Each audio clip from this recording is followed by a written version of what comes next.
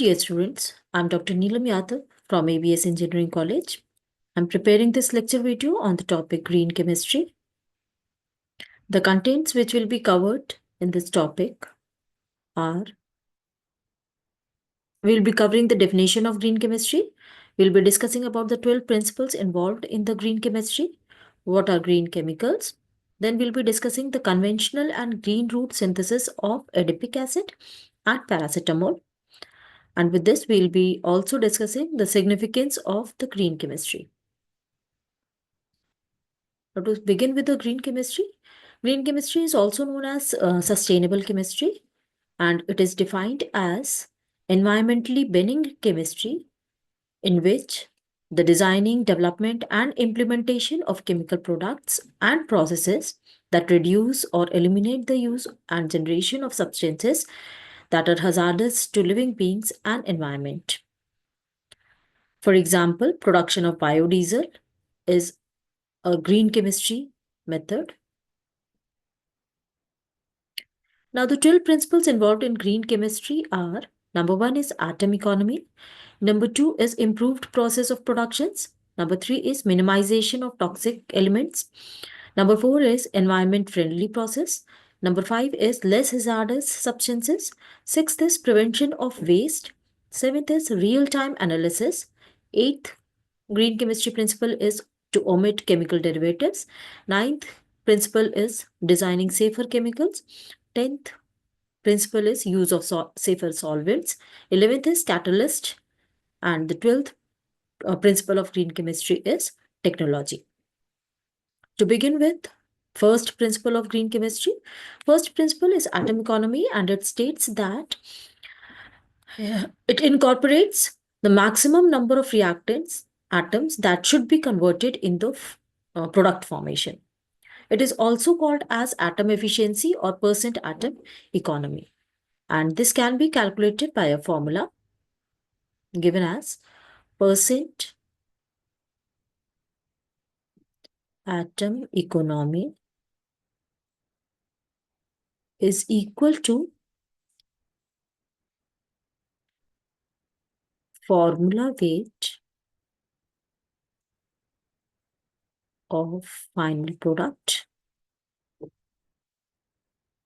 which is required, divided by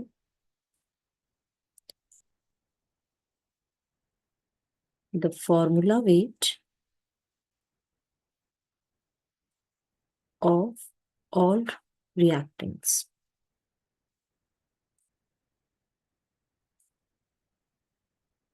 Since it is a percentage, so it is multiplied by 100. Now, the second principle of green chemistry is, it is called as improved process, and this emphasizes the use of raw material that is renewable rather than depleting. For example, for electricity generation, instead of using coal, which is a non-renewable resource, agricultural waste like bagasse or rice hulk can be used, which are renewable feedstocks. Number third principle of green chemistry is minimization. It emphasizes on adopting synthetic processes which produce substances which are less toxic or hazardous to the living beings as well as to the environment. For example, toxic solvents cause health hazard. Their use should be minimized and preferably avoided. Fourth principle of green chemistry is environment friendly. It emphasizes to adopt the chemical processes which are less environmental and which has less environmental and economic impacts. For example, when we are using chlorofluorocarbon, it is depleting the ozone layer, and this can be corrected by using the substance like hydrofluorocarbon, in which chlorine group is replaced by hydrogen, and thus it is having a less potential for ozone depletion. Fifth principle of green chemistry is less hazardous chemical synthesis. The synthetic method should be generated. Synthetic method that is being used should generate substances that possess little or no toxicity. Here we are using an example of thalidomide, which causes birth defects, and this has been banned But now, with advanced technology, its structure is being manipulated, and this can be further used for different drugs. Sixth principle of green chemistry is prevention of waste. It states that it is better to prevent waste and contamination than to clean up or treat waste after it has been created. For example, disinfection of water by chlorination generates harmful chlorinated compounds. This can be prevented by using a green oxidants like ozone or potassium permanganate. 12th, seventh principle of green chemistry is real-time analysis for pollution prevention. It uses suitable analytical methodologies for real-time in-process monitoring and preventing the formation of hazardous substances. Eighth principle involves omitting or reducing the chemical derivatives. This avoids additional extra steps and modification of chemical processes as these require additional reagents and can generate extra waste. For example, in conversion of metahydroxybenzoic acid from metahydroxybenzaldehyde, benzyl chloride is being used, which is a hazardous component for protecting hydroxyl group. Ninth principle of green chemistry is designing safer chemicals or degradable products. This defines that chemicals should be designed in such a way that they do not cause any severe accidents like explosion or fire release. In case of accidental release, or in that way, they may convert into non-toxic products or the case of accident. 10th principle says use of safer solvent and auxiliaries. The use of auxiliary substances used in the purification and separation, for example in chromatography, are generally volatile and toxic in nature, also required in large volume. For example, we can replace carbon tetrachloride and benzene, which are carcinogenic. This can be replaced by safer solvents like water or liquid carbon dioxide. The 11th principle of green chemistry states the use of catalyst. Here, selective catalysts are being used to increase specificity of the reaction by lowering activation energy and also reduce the product formation of byproducts. Now, 12th principle involves technology. It states that a technology where ambient temperature and pressure conditions are being used must be selected. For example, energy to a reaction can be supplied by photochemical means or microwaves and incinerations. Now, the next topic which is being covered in this video is green chemicals. Green chemical is one that higher performance, provides higher performance and functionality while being more environmentally benign throughout its entire life cycle. So it is very kind towards the environment as well, and it gives high performance. The major function of these green chemical is they are safe and benign to the environment. They are biodegradable after use. They reduce or eliminate the use of hazardous substances. They are safe with regards to accidental potential. Some of the examples of green chemicals are water, liquid carbon dioxide. Now, the topic which we are covering over here is the production of adipic acid, and we'll be discussing both the both the conventional and the green route method of synthesis of adipic acid. Adipic acid is having a structure of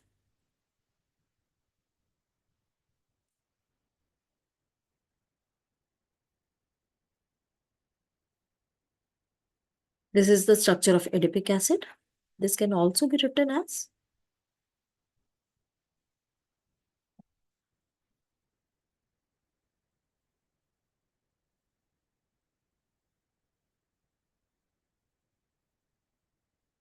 or it can also be written as its structure can also be given as C.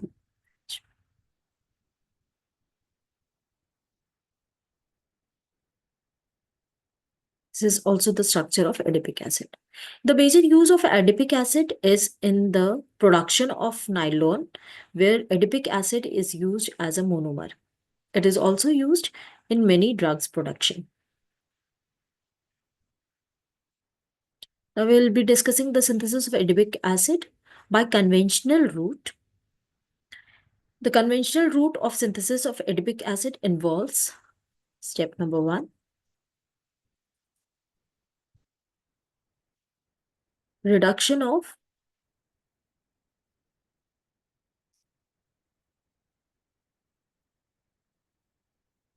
benzene to cyclohexane. In this case, benzene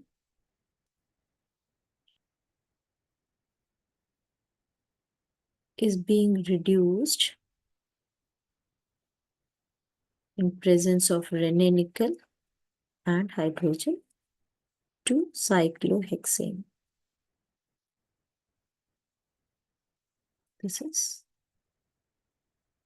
cyclohexane and this is benzene.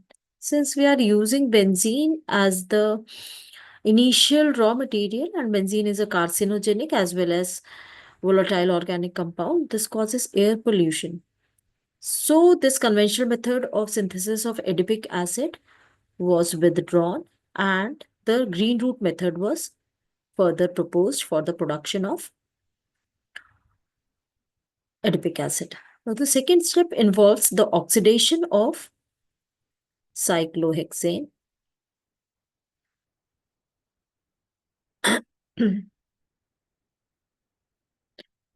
oxidation of cyclohexane. This takes place in the presence of cobalt catalyst and it forms cyclohexanone.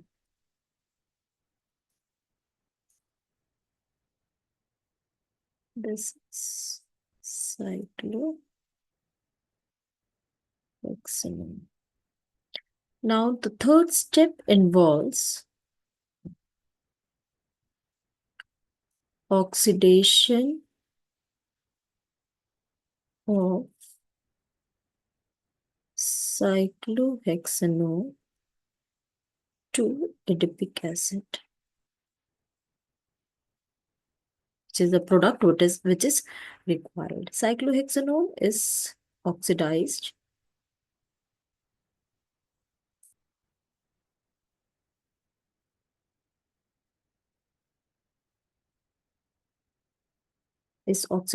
in the presence of nitric acid to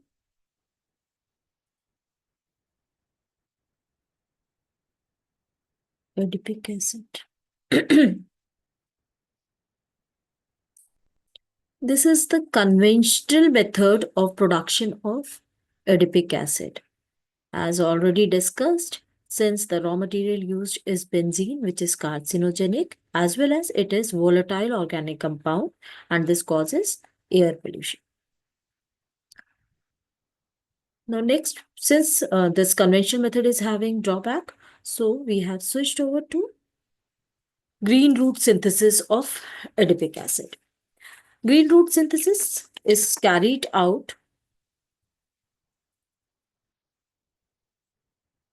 by using enzyme catalyzed reactions. In this also involves 3 steps. Step number 1 is reduction of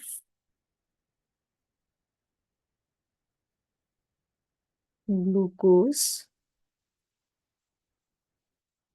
So the glucose molecule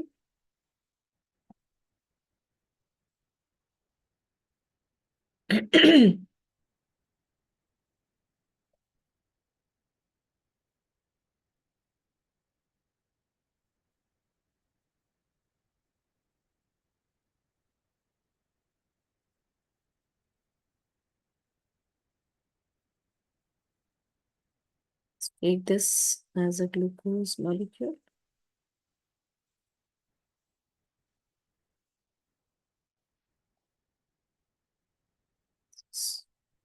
Glucose, and this is reduced in the presence of a microorganism which is called as Escherichia coli, and it is converted into 3-hydroxy-shikimate.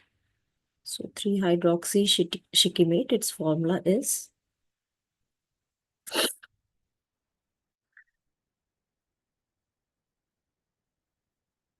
3-hydroxy.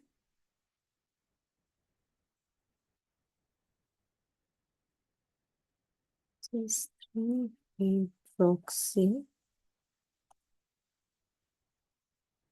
shikimate. Hydroxy shikimate. Now the second step involved over here is reduction of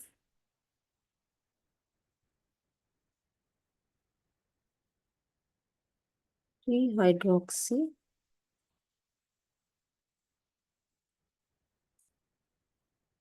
shikimate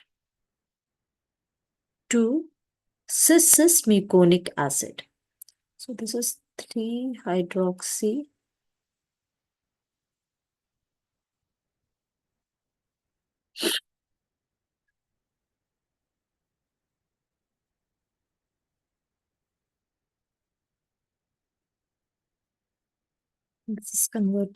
this is also converted in the presence of Escherichia coli to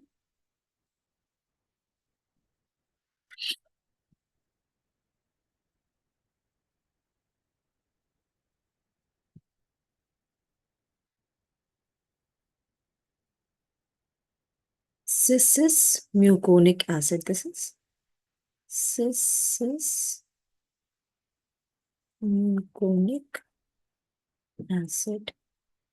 Now again, this cis-muconic acid is converted to adipic acid by reduction process in the presence of hydrogen and platinum.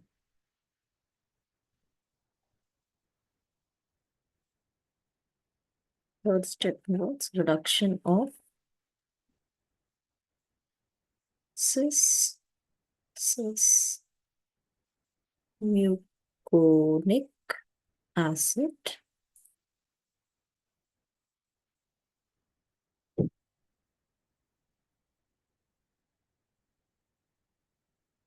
this is cis-muconic acid in the presence of hydrogen and platinum as a catalyst. It is converted into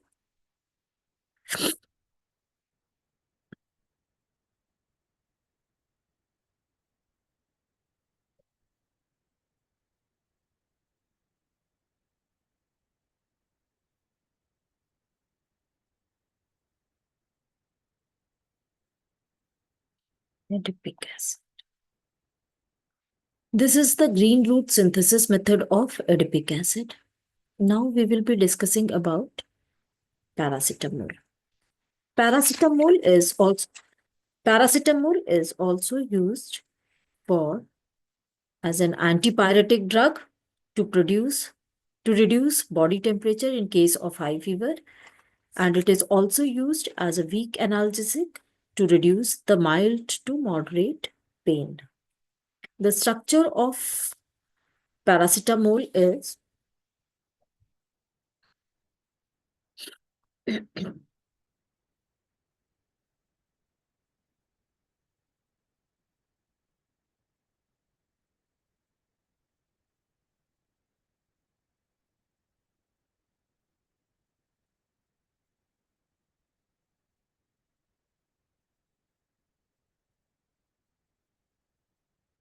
this is the structure of paracetamol, and these are the uses as used like a antipyretic drug to reduce temperature during high fever, and it is also used as weak analgesic to reduce moderate pain.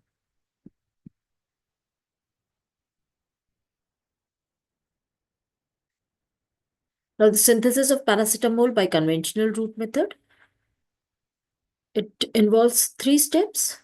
Step 1 involves the reaction of phenol with nitric acid and sulfuric acid to produce ortho and para-nitrophenol. This is para-nitrophenol plus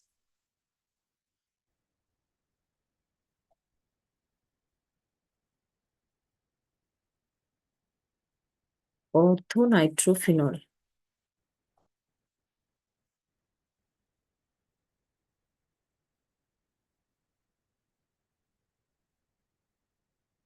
Orthonitrophenol is a minor component. Further, in step 2,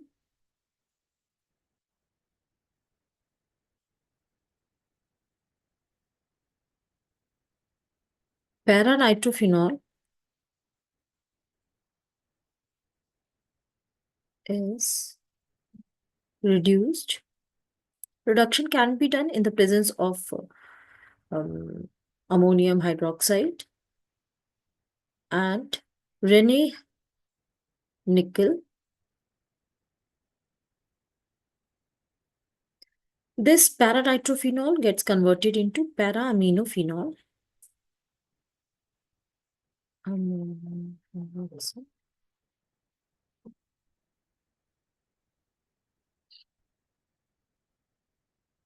This gets converted into para-aminophenol.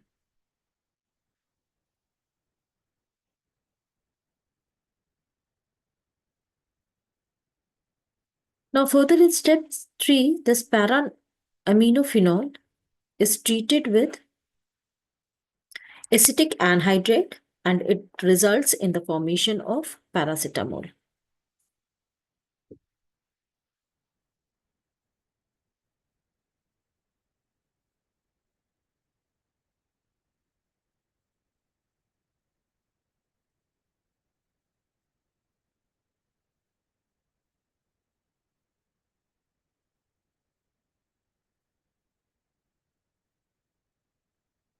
This is acetic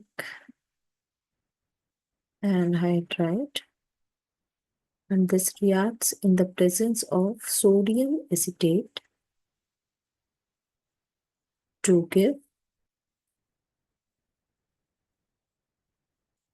produce paracetamol.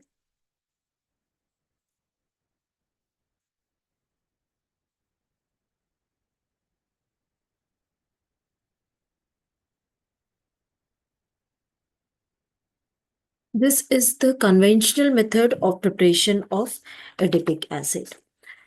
The drawback of this method is that the percent atom economy is approximately 36% and most of the product formed is a waste. Now we will be discussing the green root synthesis method of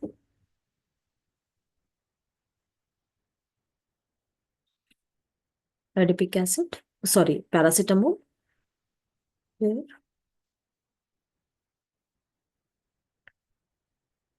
Step 1 involves the formation of an intermediate and this intermediate is formed when para-aminophenol is treated with acetic anhydride.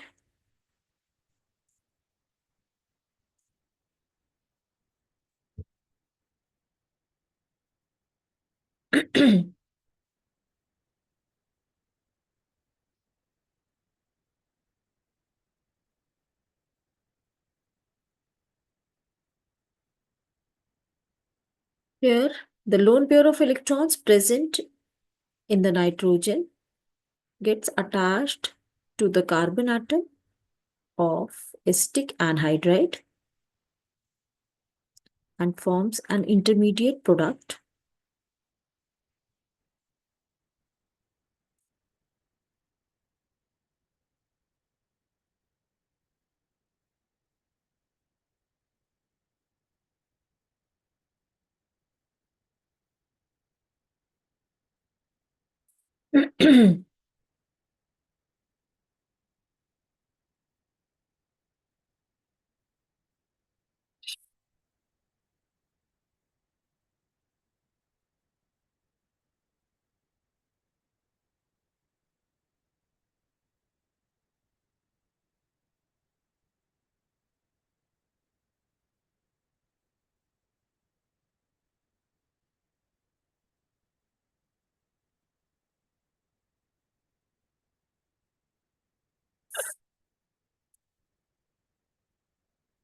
This is an intermediate.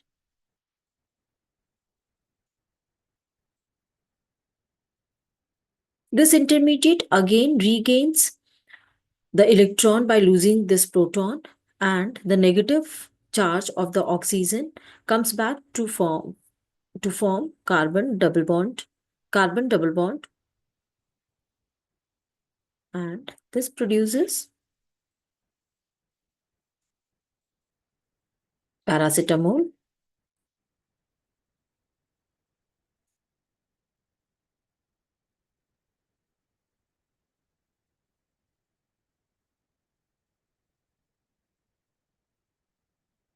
And a byproduct is also formed, that is ethanoic acid.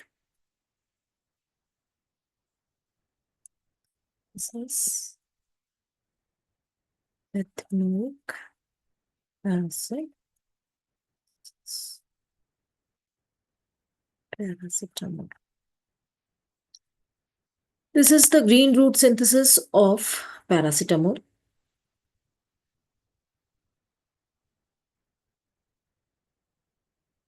Now, the significance of green chemistry. The major significance of green chemistry is that the plants and animals suffer less harm from toxic chemicals which are reduced in the environment. It gives lower potential for global warming. It gives lower potential for ozone depletion and smog formation.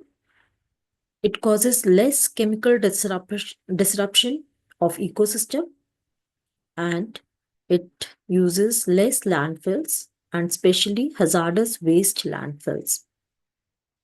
These are the references which have been consulted for this lecture video. Disclaimer. Thank you.